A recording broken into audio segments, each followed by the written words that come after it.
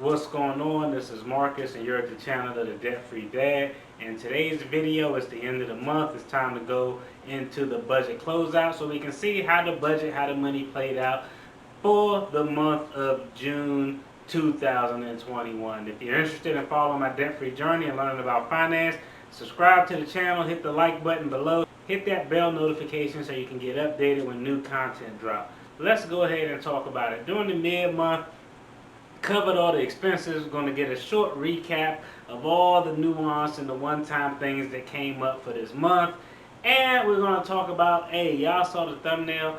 I didn't pay my taxes for calendar year 2020 for my rental property.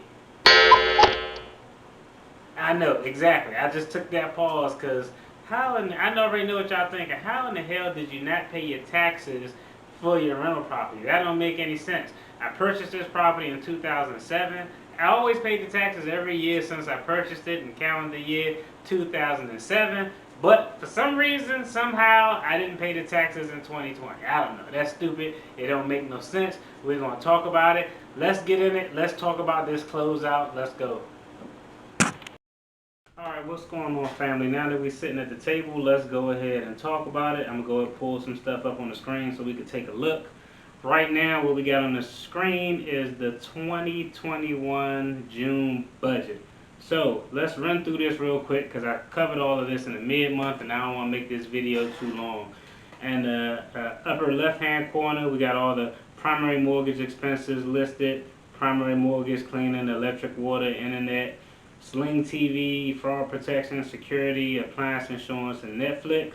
Directly underneath that, other expenses, we have groceries, kids activities, life insurance, cell phone, auto insurance, fuel. Next, if we move over to the top of column E, rental mortgage, that's where we really have all the costs associated with the rental property. We have the rental mortgage, the utility, and the HOA fee. Still in column E, if we go down, we have one-time expenses.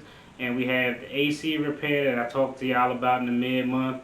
We got the bar dues because I'm licensed in a couple of jurisdictions, so they always hit me up. Insurance deduction for the vehicle written that I had, a ticket because I was trying to be speed racer. And now you see there's an additional cost up there of $1,370 for 2020 property tax on my rental property. Now, before y'all start judging me, I don't even want to hear it. I don't want y'all saying, how the hell did you not pay your property taxes for 2020? I'm going to talk a little bit about that. But essentially, that total of the one-time expenses to include all those air conditioning fees and everything is $4,101. So, as you all know, at the end of every month, we try to send off a payment between $3,600 to $4,000 a month off to pay on the student loans. Well, unbeknownst, all of the additional expenses we had this month cost about $4,000. So I think I'm gonna actually take the advice I asked the mid-month. Should I pull some money from the emergency fund to take care of it, or should I just cash flow it? And the vast majority of y'all said, hey, go ahead, cash flow it. It's not really an emergency if you could cash flow it, which completely makes sense. So let's talk about how we got here. How did you not pay your taxes for 2020? So let's pull up a few images. Let's get out of this spreadsheet and pull up a few images so we can get a little bit of a better picture. Okay, so from practicing law for all these years and doing all sorts of financial fraud cases, I'm really familiar with what goes into a mortgage loan file. So I actually called the mortgage company because it really didn't make any damn sense to me.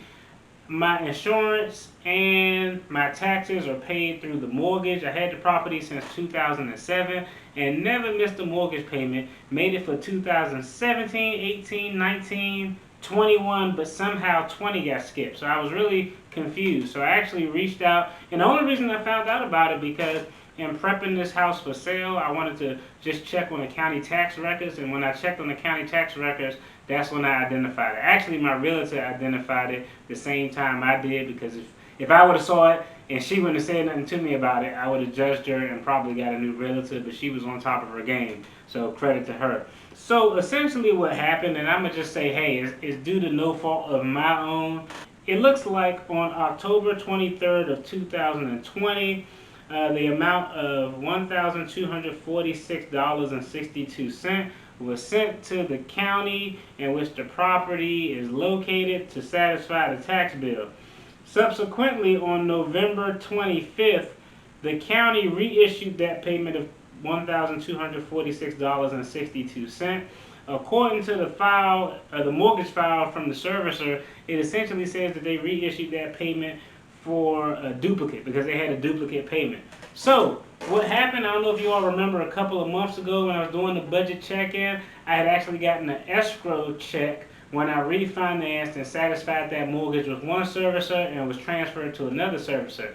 So I banked all of that money, but essentially what happened, that servicer, because they had the funds returned because it said it was a duplicate, they actually refunded me that overage. So they refunded me that $1,246 and some change. So when I got that escrow check refunded after closing out that mortgage with that servicer, once I refinanced, they reimbursed me for something like $2,400.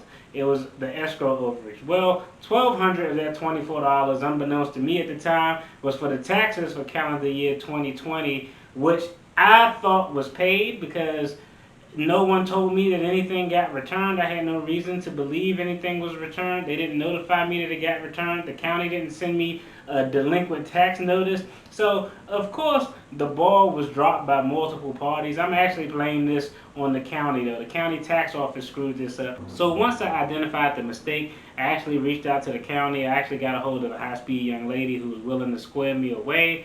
And it was interesting because even when she looked in her records, she was like, okay, I see we got the check in October, then I see we returned it in November, but we don't have a reason why they returned it. They identified that they returned it, but they didn't have a reason for returning it. So they never sent me a notice or failure to pay my 2020 taxes.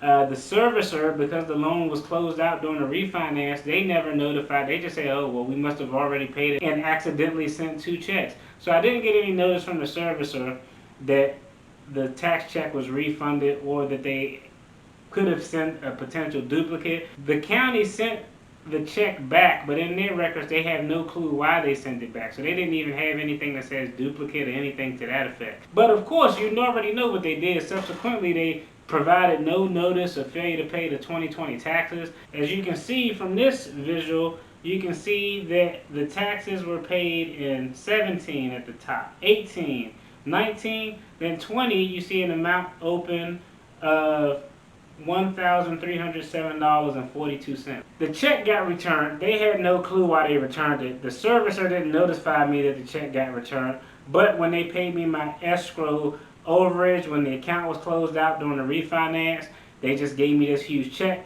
Fortunately for me, I just deposited it into the emergency fund and didn't go on a shopping spree. Now, the original amount was $1,200 and some change. Of course, they charged all of these late fees for their mistake. So the young lady was actually able to, hopefully this young lady is able to rectify, because I already know how government works. If I send them the amount of $1,307.42, I'm never going to get those late fees back. So what I did was sent them the paperwork that was associated with the loan file and the mortgage documents that showed that the check was issued and that they received the check. The county has in their records that they received the check and returned the check and have no reason why they returned it. So they should be removing those late fees so that then I can go ahead and just pay the original balance. And so it's not anything that will impede the sale. Everything is still moving forward fine.